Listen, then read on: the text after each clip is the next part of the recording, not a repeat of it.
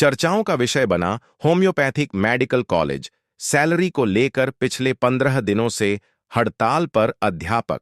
आपको बता दें कि होम्योपैथिक मेडिकल कॉलेज, जो कि सोलन कुमारहटी स्थित है, उसमें आजकल सैलरी का मुद्दा गरमाया हुआ है। होम्योपैथिक मेडिकल कॉलेज में अध्यापक पिछले 15 दिन से अपनी क्लासेस छोड़कर धरने पर बैठे हुए हैं। अध्यापकों का कहना है कि पिछले 3 महीने से उनकी सैलरी नहीं मिली है, जिस कारण से अध्यापक काफी रोष में नजर आ रहे हैं और अध्यापकों के साथ साथ मेडिकल कॉलेज में पढ़ने वाले बच्चे भी हड़ताल पर हैं। हिमाचल प्रदेश के इस होम्योपैथिक मेडिकल कॉलेज में भारत के अलग अलग राज्यों के बच्चे पढ़ते हैं। बच्चों के माता पिता ने काफी उम्मीद के साथ अपने बच्चे अपने से दूर दूसरे प्रदेश में पढ़ने भेजे हैं, लेकिन इस तरह के हालात हिमाचल को काफी शर्मसार करते हैं। 1 लाख से ज्यादा फीस भरने के बाद भी बच्चों को सही से पढ़ाई भी नसीब नहीं हो रही है। देखिए, जब हमने अध्यापकों और बच्चों से बातचीत की तो उनका क्या कहना है। नहीं लग रही है क्या रीज़न से मैनेजमेंट का ही कुछ इश्यूज चल रहा होगा मे बी। हम लोग उस चीज़ को फेस कर रहे हैं। हम लोग जबकि टाइमली सब लोग अपनी फीसेस दे रहे हैं, कोई ऐसा नहीं है कि फ़ीस नहीं दे रहा हो, उसके बावजूद भी किसी क्लासेस लग नहीं रही हैं। क्या डिफ़िकल्टीज़ क्या आ रही है आपको? इसकी वजह से यही है कि जैसे कोर्स टाइमली जो चलना चाहिए वो चल नहीं पाता है। आगे आने वाले जैसे एग्जाम्स आते हैं, एग्जाम्स हमारे लेट हो जाते हैं, उसकी वजह से आगे जिनको और एग्जाम्स की तैयारियाँ करनी होती हैं वो अपने एग्जाम्स की तैयारी नहीं कर पाते हैं। बच्चे 6 महीने 8 महीने लेट चल रहे हैं। हमारा खुद का बैच 9 महीने लेट चल रहा है। जहाँ आज हमारे को इंटर्नशिप होनी चाहिए, वहाँ हम अभी तक 4th ईयर में ही हैं। कितने स्टूडेंट्स हैं टोटल यहाँ पर? टोटल अभी होने के 150 बच्चे होने हैं अभी इस टाइम पे। 3 फेब से हमारे कॉलेज वापस खोले हैं, उससे लेके आज दिन तक हमारी कोई क्लास नहीं लगी है। हम सही बच्चों ने फीसेज अपनी टाइमली दे रखी है, कोई भी ड्यूज़ नहीं है उसके। यही सेम सिचुएशन हम लोग 2 साल से फेस करते आ रहे हैं। पिछले साल भी बीच बीच में ऐसे चल रहा था कि स्ट्राइक्स आ जाती थी, कभी हम लोग क्लास नहीं लगती थी, कहीं पेंडिंग हो जाती थी। इस वजह से हमारे सिलेबस के अंदर बहुत दिक्कत होती है। हम लोगों का सिलेबस टाइमली नहीं हो पाता है। कई जो है टीचर्स भी हमारे छोड़ के जा चुके हैं, उनकी जगह नई टीचर्स की रिप्लेसमेंट नहीं हो रही है और क्लासेज टाइमली नहीं हो पाती सभी की। तो इसको लेकर आपने मैनेजमेंट से बात करी है? जो यहाँ की मैनेजमेंट हमने मैनेजमेंट को काफ़ी बार एप्लीकेशंस दिए, उनको लेटर्स भी लिख के दिए। हम उनको बताते हैं कि क्लासेस नहीं लग रही है हमारी, वो हम उनको बोलते हैं कुछ टाइम आप वेट करिए। वेट करते करते 1 साल हो गया, आज तक भी हमारे पास फिजियोलॉजी का हमारे पास कोई टीचर नहीं है। हमारे जो जूनियर्स हैं सबको दिक्कत हो रही है उसके अंदर। क्या डिमांड्स क्या रखते हैं आप अपनी? कि टाइमली हम लोगों के क्लासेस लगती रहें। टीचर्स की जो है, टीचर्स हमारे को हॉस्पिटल भी नहीं है, हम लोगों की क्लिनिकल ड्यूटीज़ भी नहीं लगती। हमारा प्रॉपर जो भी है क्लिनिकल ही है सब कुछ, जो भी हम पढ़ाई करते हैं, बट हम लोगों के पास हॉस्पिटल की फैसिलिटीज़ नहीं है। तो हम लोग चाहते हैं कि हमारे कॉलेज में हॉस्पिटल हो और क्लिनिकल ड्यूटीज़ भी अच्छे से लगे और हर एक बच्चे को आगे जाके एक्सपोजर मिले। आप क्या कहेंगे मैम? नाम से शुरू करें और कहाँ पढ़ते हैं आप, क्या सब्जेक्ट है और क्या आपकी प्रॉब्लम है? मेरा नाम करिश्मा शर्मा है। मैं Solan homeopathic medical college and hospital में पढ़ती हूँ। हमारा सबसे बड़ा मेन कंसर्न यही है कि जो टीचर्स हैं हमारे, वो क्लासेस कंडक्ट करना चाहते हैं, बट जो भी प्रॉब्लम्स है नहीं हो पा रही हैं। हमारे पास स्टाफ अवेलेबल नहीं है, 1 साल से अवेलेबल नहीं है। जो हमारे जूनियर्स हैं उनके अभी पेपर है, अप्रैल में उनके फाइनल एग्जाम्स होने हैं, लेकिन पिछले 1.5 साल से फिजियो का कोई टीचर नहीं है। पैथो की वैकेंसी हुई है, पैथो में कोई हायर नहीं हुआ है। तो अब वही है कि अगर कोई हायर ही नहीं होगा तो पढ़ाई कैसे होगी, कैसे हम आगे जाके क्लासेस ख़त्म करेंगे? क्या रीजंस क्या है? रीज़न यही है कि हम मैनेजमेंट को बोलते हैं कि आप हायर करो, रिक्रूट करो। मैनेजमेंट हमें अनक्लियर जवाब देती है। कोई सर्टेनली हमें कोई क्लियरिटी दी नहीं है कि क्या होना है, कॉलेज चलेगा नहीं चलेगा, क्या सिचुएशन है, उस बात पे कोई क्लियरिटी नहीं मिली है हमें। मैनेजमेंट क्या कह रहा है इस बात पर? मैनेजमेंट हमें एड्रेस ही नहीं कर रहा है किसी चीज़ पर। वो बहुत वेग आंसर देते हैं, सॉल्व हो जाएगा सॉल्व हो जाएगा। 2 साल हो गए, अभी तक कुछ सॉल्व नहीं हुआ है। तो 2 साल से आप ये फेस कर रहे हैं, तो कोई बड़ा कदम आपने नहीं उठाया प्रशासन से? या हम हर बार, हाँ पिछली बार भी हम स्ट्राइक पे बैठे थे, उन्होंने हमें थोड़ा रिश्योर कर दिया था कि नहीं सॉर्ट आउट हो गया है सिचुएशन, लेकिन स्टिल वही हम वहीं पर आकर पहुंच गए हैं। 2 महीने बाद भी, 3 महीने बाद भी, 2 साल बाद भी सेम ही सिचुएशन है। जो स्टाफ है आपका, उनका क्या कहना है इस बात को लेकर? स्टाफ भी चाहता है कि कॉलेज चले आगे, स्टाफ भी पूरा सपोर्ट चाहता है, बच्चे भी चाहते हैं, क्योंकि होम्योपैथी का एक लौता कॉलेज है पूरे हिमाचल में। अगर यही कॉलेज नहीं बचेगा तो आगे होम्योपैथी का फ्यूचर हिमाचल में ही नहीं होगा, तो कैसे आगे फिर जॉब्स नहीं निकलेंगी, बच्चे क्या करेंगे आगे जाके? मेरा नाम हर्ष है। मैं homeopathic college Solan homeopathic college and medical से हूँ। फर्स्ट ईयर का स्टूडेंट हूँ मैं। 1 साल से हमारा फिजियो का टीचर नहीं है और अप्रैल में हमारे एग्ज़ाम आ रहे हैं और 1 साल से बहुत दिक्कत आ रही है। हम स्ट्राइक पे मल्टीपल टाइम बैठ चुके हैं। हमें बार बार श्योर करा जाता है आपका टीचर आएगा आएगा, बहुत अनयूजुअल आंसर्स मिलते हैं। प्रिंसिपल्स बिल्कुल भी सपोर्टिव नहीं है, आराम हमसे आंसर देता नहीं है। मेरे को बहुत बुरा लगता है कि मैं कॉलेज इतनी होप से आया, बट मेरे पास वर्ड्स नहीं है, मैं बोल नहीं पा रहा। Thank you. और क्या प्रॉब्लम दिक्कत है? मेरा नाम हार्दिक है, मैं सोलन होम्योपैथिक मेडिकल कॉलेज में फर्स्ट ईयर का स्टूडेंट हूँ, फर्स्ट ईयर ओल्ड। अप्रैल में हमारा एग्जाम है। पिछली 1 साल में हम 2 बार पहले ही बैठ चुके हैं। पहले अप्रैल में बैठे थे स्ट्राइक पे, अब फिर अगस्त में बैठे थे। अब ये 3rd टाइम है 1 ही साल में। प्रॉपर मैनेजमेंट से कोई आंसर नहीं मिल रहा। जब भी बात करो टीचर्स की, पहले कह रहे थे कि वेकेशन के बाद आपको प्रॉपर टीचर मिलेगा, अब गए हैं तो कह रहे हैं सड़क से उठा के ले आएंगे, ऐसे ऐसे जवाब दे रहे हैं और प्रॉब्लम फेस हो रही है। टीचर नहीं है प्रॉपर फिजियो का। डॉक्टर अवनीश, मैं पिछले 18 सालों से इस होम्योपैथिक मेडिकल कॉलेज में कार्यरत हूँ। तो ये कॉलेज वर्ष 2002 में एग्जिस्टेंस में आया। पहले ये रेंट की बिल्डिंग में सोलन के चंबा घाट में चल रहा था। वर्ष 2007 में इस कॉलेज की मैनेजमेंट ने, उस टाइम की मैनेजमेंट ने ये बिल्डिंग बनाई और ये कॉलेज यहाँ पे शिफ्ट किया। तब से लेकर के अभी तक इस कॉलेज में जितना उस टाइम पे जो कंस्ट्रक्शन हुआ था उतना ही है। उसके बाद यहाँ पे पता भी नहीं हिला, ना ईंट लगी है। कई सालों से बैच हमारे फुल रहे, फुल एडमिशन्स रही, 75 की एडमिशन्स रही।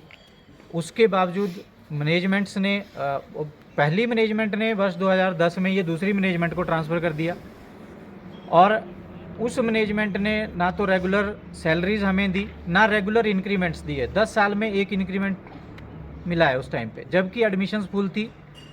और हर साल फीस बच्चों की बढ़ाई जाती है। बाय डिफ़ॉल्ट सरकार की तरफ से आदेश है कि आप 5 से 8% तक का हाइक जो है अपनी फ़ीस में कर सकते हैं। और उसके पीछे रीज़न यही रहता है कि जो स्टाफ आपका है उसको आपने इंक्रीमेंट्स देने हैं, तो इसलिए आप वो हाइक कर सकते हैं। तो वो भी रेगुलर होती रही। जब मैंने ज्वाइन किया था वर्ष 2007 में, तो यहाँ पे बच्चों की फ़ीस जो थे वो 67,000 या 67,000 के आसपास थी। उसके बाद फ़ीस बढ़ते बढ़ते आज फ़ीस एक बच्चे से 1.5 लाख रुपया जो है फ़ीस हो गई है। लेकिन स्टाफ का कोई ग्रोथ नहीं है, सब सारे के सारे वहीं के यहीं हैं। और मैक्सिमम एम्प्लॉय जो हैं वो 18-18, 20-20 साल से यहाँ पे अपनी सेवाएं दे रहे हैं। कंस्ट्रक्शन नहीं हुआ, जो फीस में फंड्स आए वो सारे के सारे यूटिलाइज हुए, कोई पता नहीं है। मोर ओवर कॉलेज के ऊपर लोन आज की डेट में खड़ा है, 3-3.5 करोड़ का लोन भी कॉलेज के ऊपर खड़ा है। वो पैसा कहाँ गया कोई पता नहीं है। आज हम बात करते हैं कि हमारी फ़ीस जो सैलरीज़ हैं वो रेगुलर आनी चाहिए। आज भी 3-3 महीने का गैप है। और ये ऐसा नहीं है कि अभी 3 महीने का गैप हुआ, पिछले 2 साल से हमारे पास ये रिकॉर्ड हैं। जो ये कम्युनिकेशन हमने मैनेजमेंट के साथ किया या प्रिंसिपल सर के साथ किया, टाइम टू टाइम हम लोग इनको अपनी प्रॉब्लम बताते रहे, लेकिन उसका कोई परमानेंट सोल्यूशन नहीं हम लोगों को मिला। हर बार क्या होता है कि एक सैलरी डाल दी जाती है और वो भी ऐसे टुकड़ों में डाली जाती है कि 4 लोगों को आज सैलरी, 4 लोगों को कल सैलरी, और ऐसा करते करते 1 महीना जो है बीत जाता है और उसके बाद अगले महीने की सैलरी वो खड़ी हो जाती है। और जहाँ तक मतलब मुझे पता है कि जून महीने से हमारा पीएफ तक भी नहीं डला है अभी तक। इतना मतलब वर्स कंडीशन में कॉलेज जो है वो पहुँच गया है। और बात करते हैं पिछले सितंबर में हमारे सम्माननीय विधायक विनोद सुल्तानपुरी जी ने इस मैटर को विधानसभा में उठाया था। उनको भी यहाँ से गोलमोल आंसर दिया गया कि हमारे 2022 से ये वाली मैनेजमेंट आई है और इनके टाइम से एडमिशन्स कम हैं। वो हमें भी दिख रहा है 2022 से एडमिशन्स कम हैं। हम इस टाइम की बात नहीं कर रहे हैं, हम बात कर रहे हैं जो पीछे 10 साल हमारा रेगुलर इंक्रीमेंट्स नहीं हुए। पैसा कॉलेज का वो कहाँ गया? जो लोन इस कॉलेज के ऊपर उठाया गया वो पैसा कहाँ गया? वो पैसे की वजह से आज इस कॉलेज में फाइनेंशियल इंस्टेबिलिटी है। जब मैटर उठता है कि इतने सालों में हमारा एक अपना कॉलेज का हॉस्पिटल नहीं है, कई साल रेंट की बिल्डिंग में हॉस्पिटल चलता रहा हमारा। पिछले दिसंबर में जब सितंबर में विधायक जी ने क्वेश्चन उठाया, दिसंबर में ये हॉस्पिटल वहाँ से उठा के रेंट की बिल्डिंग से, वो आप देख सकते हैं सामान वहाँ पड़ा हुआ है, आधा सामान अंदर फिट किया हुआ है, वहाँ से वो भी उठा दिया। ये बिल्डिंग रेंट की है? ये बिल्डिंग अपनी है, लेकिन हॉस्पिटल जो नीचे रेंट की बिल्डिंग में चल रहा था और उसका 80-80 हज़ार रुपया रेंट जो है वो हर महीने का दिया गया। तो वो पैसा किसी और को देने की बजाय यहाँ पे कंस्ट्रक्शन क्यों नहीं हुआ? मोर ओवर सारे स्टाफ को अनस्टेबल कर दिया गया है। स्टाफ छोड़ के जा रहा है, उसको रोकने की कोई कोशिश नहीं कर रहा है और नया स्टाफ आ नहीं रहा है, क्योंकि एक तो सैलरीज कम है और कम की भी कोई बात नहीं है, कम में भी बात चल जाती है, कम से कम सैलरीज रेगुलर तो आनी चाहिए। वो भी नहीं है। बात करते हैं तो हर बार अश्योरेंस है, हम लगे हैं, हम कोशिश कर रहे हैं, और हर बार हमें ये बोला जाता है कि ये कॉलेज प्राइवेट कॉलेज है, सेल्फ फाइनेंस्ड कॉलेज है, इसलिए हम लोगों के पास फंड्स की कमी है, हमने अपनी जेब से देना। हम थोड़ी मांग रहे हैं आपसे आप अपनी जेब से दो।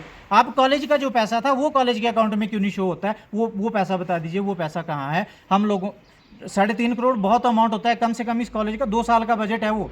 उस अमाउंट में ये कॉलेज 2 साल आगे रन कर सकता है अगर क्राइसिस भी हो तो। और ऐसा भी नहीं है कि 100% क्राइसिस है, हर साल कुछ ना कुछ एडमिशन हो ही रही है। 11 एडमिशन है, 12 एडमिशन है, पिछले साल भी 19 एडमिशन्स हैं। तो उसके बावजूद भी जो है इतना क्राइसिस है नहीं है जितना हम लोगों को इन्होंने इस स्थिति पे लाके खड़ा कर दिया। और आज की डेट में सैलरी का जो इशू है वो डिफरेंट है, हो सकता है सबकी नीड है, सबको पैसा चाहिए, लेकिन उससे भी बड़ा इशू इस कॉलेज की एग्जिस्टेंस का आ गया है कि ये कॉलेज जो है अगर इस जगह से आज की डेट में अगर ये कॉलेज बंद हो जाता है तो होम्योपैथी का नामो निशान जो है वो इस स्टेट से खत्म हो जाएगा, हिमाचल से खत्म हो जाएगा। अभी पिछले कुछ महीने पहले गवर्नमेंट ने सरकारी उसमें कुछ पोस्ट निकाली थी, नई पोस्ट क्रिएट की होम्योपैथिक मेडिकल ऑफिसर्स की। आप उसमें भी देखिए, मजे की बात है कि 8 पोस्टें अगर जनरल की हैं उसमें से 4 पोस्टें बाहर के कैंडिडेट्स को दे दी जाती हैं। तो हिमाचल का बच्चा कहाँ जाएगा? कॉलेज का ये हाल है, सरकार की हाल है। और आप देखो जो R&P रूल्स हैं होम्योपैथी के लिए सिर्फ अलग हैं, सिर्फ होम्योपैथी के लिए अलग हैं। बाकी आयुर्वेदिक डॉक्टर्स हों, वेटनरी डॉक्टर्स हों, MBBS डॉक्टर्स हों, कोई और सिस्टम के डॉक्टर्स हों, सबके लिए 50% बैच वाइज एडमिशन चलती है, रिक्रूटमेंट चलती है, और 50% जो है वो कमीशन के थ्रू चलती है। हमारे लिए सारी की सारी कमीशन के थ्रू जो है वो भर्तियाँ की जाती हैं। पुराने आदमी कहाँ जाएंगे? एक्चुअली दिक्कत ये है कि ये सिस्टम सरकार की तरफ से भी इग्नोर्ड रहा, और जब ये कॉलेज एग्जिस्टेंस में आया उसके बाद इस कॉलेज की तरफ से भी होम्योपैथी को बहुत ज़्यादा बढ़ावा नहीं मिला। और आज की डेट में अगर ये कॉलेज बंद होता है तो होम्योपैथी का स्टेट से नामो निशान खत्म हो जाएगा।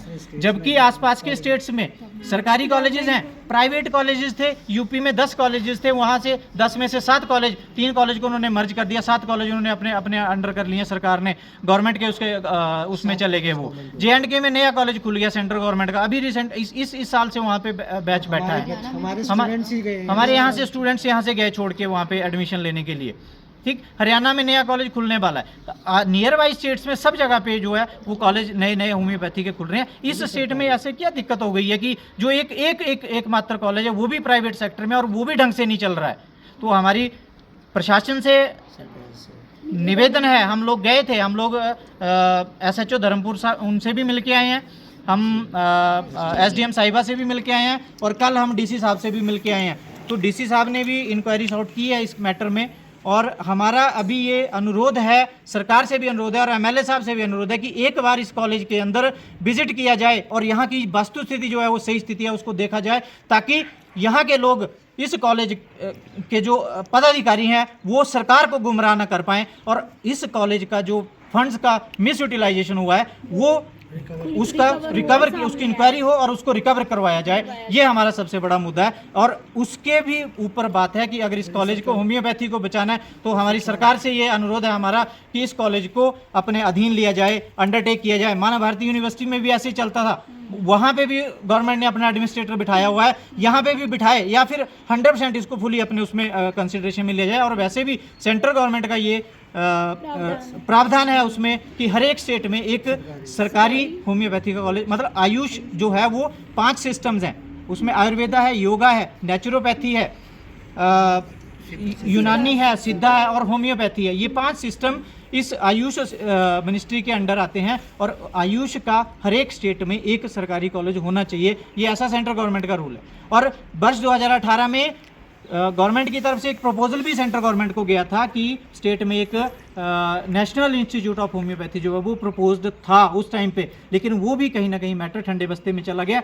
हमारा निवेदन है सरकार से कि इस बना बनाया कॉलेज है, इसको इसके फाइनेंस जो है उनको रेगुलराइज किया जाए और इस कॉलेज को अपने अंडरटेक गवर्नमेंट जो है वो करे, और हमारे मैटर्स को, हमारी समस्याओं को ध्यान में रखे। यहाँ से 60 से 65 परिवारों की जो घर हैं वो चल रहे हैं, 60 से 65 लोगों के परिवार इस कॉलेज से चल रहे हैं। तो ये हमारा मेन मुद्दा है। आज हम लोगों को मजबूरन मीडिया में आना पड़ा, क्योंकि हर जगह से जो लोग विधायक को मिसगाइड कर सकते हैं वो किसी को भी मिसगाइड कर सकते हैं। और ये बात आप जब भी मैटर उठता है, ये बात सिर्फ 2022 से लेकर के अभी तक की बात जो है वो पकड़ा के आ जाते हैं वहाँ पे, लेकिन जो एक्चुअल में जो ये स्थिति आई है वो उससे पहले की जो डिस्क्रिपेंसीज हैं उसकी वजह से आई हुई है। तो हमारा ये निवेदन है कि इस मैटर में विधायक जी भी दखलंदाजी करें, और इसके साथ साथ आयुष मिनिस्टर से भी और माननीय मुख्यमंत्री से भी हमारा अनुरोध है कि इस मैटर को प्रायोरिटी के ऊपर देखा जाए, नहीं तो इस स्टेट से होम्योपैथी का नामो निशान खत्म हो जाएगा।